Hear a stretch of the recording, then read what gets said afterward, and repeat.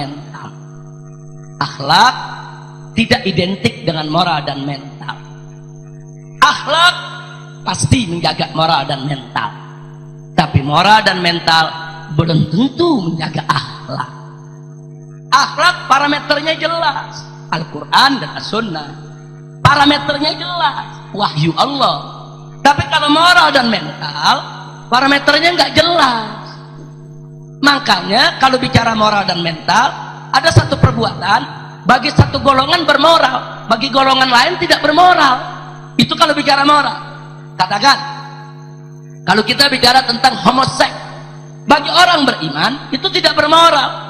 Tapi tanya kepada liberal, sangat bermoral. Kalau kita tanya kepada liberal, itu hak asasi manusia. Itu hak asasi manusia. Dia mau salurkan, dia punya syahwatnya kepada si jenis, selama dia tidak memaksakan kehendak, dia tidak memperkosa orang, itu hak dia. Nah, jadi bagi orang beriman itu tidak bermoral, tapi bagi liberal itu bermoral. Jadi berat sekali kalau kita bicara moral. Ini parameternya nggak jelas. Parameternya adalah akal pikiran manusia dan hawa nafsu. Tapi kalau akal ukuran akhlak jelas. Kalau Al-Quran udah haramkan, ya haram, nggak berakhlak. Kalau Al-Quran sudah wajibkan, ya wajib kita lakukan. Itu bagian daripada akhlak. Ya, jadi nggak bakal beda-beda, saudara. Kalau akhlak itu karena parameternya jelas, dia tidak akan berbeda. Nah, karena itu akhlak tidak identik dengan moral dan mental. Nah, makanya terus terang, saya dan kawan-kawan cukup kaget tatkala Bapak Presiden kita ketika kampanye sampai hari ini itu mengkampanyekan revolusi mental. Ya, secara bahasa tidak ada masalah, sah-sah saja. Tapi ada problem. Ada problem kalau kita bicara terminologi. Nah, ada apa dengan terminologi? Dulu di tahun 1955,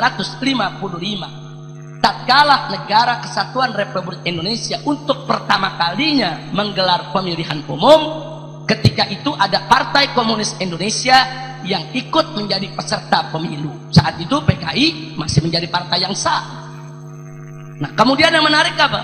Di tahun 1955 itulah PKI berkampanye di mana-mana tempat. Bangsa Indonesia, kita telah merdeka secara fisik. Kita telah merdeka secara fisik dari penjajahan Belanda, penjajahan Jepang. Dan kini saatnya kita melakukan revolusi mental. Karena mental kita masih terjajah dan masih terbelenggu. Dan ini semua orang tahu bahwa revolusi mental itu jargon PKI, jargon komunis, jargon ateis. Lalu ada apa dengan presiden kita saat ini menggunakan itu? Ini pertanyaan. Saya di sini tidak dalam kapasitas untuk mengkritik, apalagi mencaci maki, menghina presiden. Tidak. Ini satu tanda tanya besar. Ada apa? Apa karena presiden tidak paham? Kalau tidak paham, alhamdulillah, tidak ada masalah. Mungkin niat Pak Presiden bagus, niatnya baik, tapi salah menggunakan terminologi. Terminologi ini berkaitan dengan sejarah. Nah, sekarang kita sudah lagi lebih dalam. Dari mana dulu PKI itu mendapat jargon revolusi mental? Ternyata bersumber dari ajaran Karl Marx. Karl Marx dalam ajaran Marxisme melalui buku karangannya itu mengupas apa yang dimaksud dengan revolusi mental.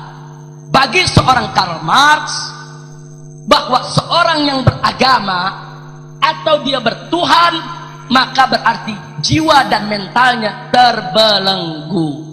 Orang beragama itu jiwanya terbelenggu, terbelenggu dengan hukum. Ini haram, itu haram, ini nggak boleh, terbelenggu.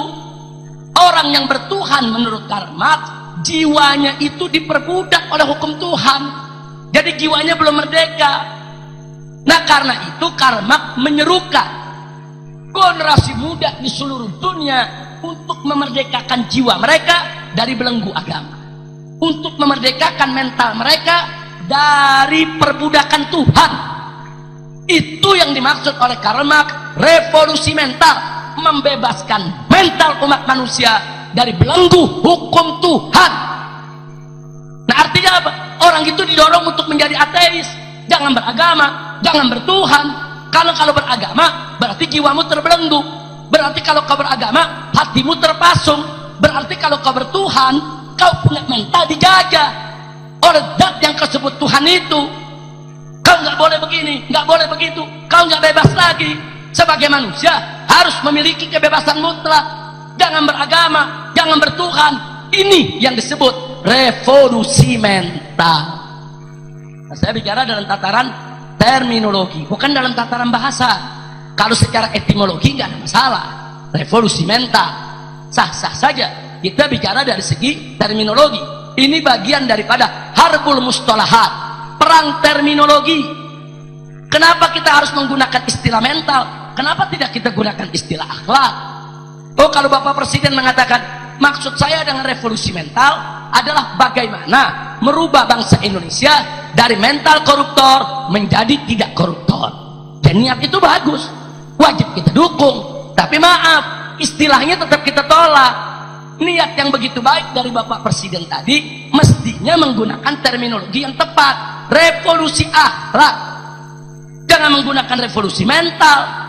Kita kalau bicara akhlak, moral dan mental, akhlak itu bersumber hanya dari ajaran Islam, sedangkan moral dan mental itu bersumber dari semua ajaran agama. Makanya agama apapun bisa bicara soal moral dan mental, tapi nggak bakal mampu bicara tentang akhlak. Hanya Islam yang mampu akhlak. Kalau bicara soal moral mental, bukan hanya yang beragama, seorang ateis pun bisa bicara soal moral dan mental dengan parameter seorang ateis. Seorang liberal, dia bisa bicara moral dan mental dengan parameter liberalisme. Nah, jadi kalau bicara moral mental, ateis saja bisa bicara, tokoh-tokoh agama apapun juga bisa bicara. Tapi kalau bicara akhlak, hanya umat Islam yang mampu, karena Islam bersumber daripada ajaran Islam. Bahkan akhlak itu, saudara, merupakan identitas umat Islam. Nah, makanya para ulama kita dulu begitu bicara akhlak mau diterjemahkan, cari nih apa artinya dalam bahasa Indonesia, nggak ketemu. Mau diartikan moral nggak tepat, diartikan mental juga masih jauh, mau diartikan adab masih terlalu sempit pemaknaannya, mau diartikan etika, kesantunan, nggak tepat. Akhirnya para ulama kita sepakat, akhlak itu dijadikan bahasa Indonesia, karena memang nggak ketemu padanan katanya, nggak ketemu. Nah, sebab kalau kita bicara etika, agama lain juga ada pelajaran etika. Orang di ateis saja ada pelajaran etika, kok yang nggak percaya dengan Tuhan? Nah, ini menjadi persoalan serius. Karena itu kita mesti membiasakan diri dengan istilah-istilah terminologi yang dimiliki oleh umat Islam. Jangan sekali-kali kita tukar dengan istilah-istilah lain.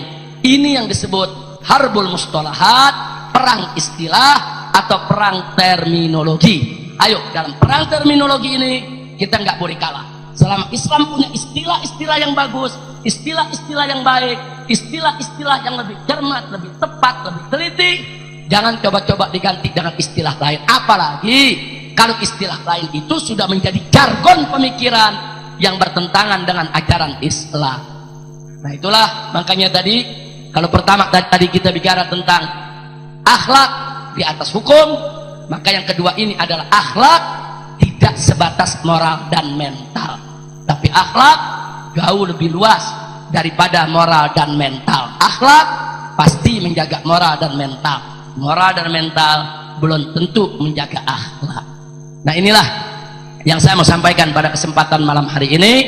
Mudah-mudahan manfaat untuk kita semua, dan mudah-mudahan Allah Subhanahu wa ta'ala menjadikan kita sebagai hamba-hambanya yang beriman, bertakwa dan berakhlakul karimah. Jazakumullahu khairal jazaa dari segala perhatiannya, dan mohon maaf atas segala kekurangannya.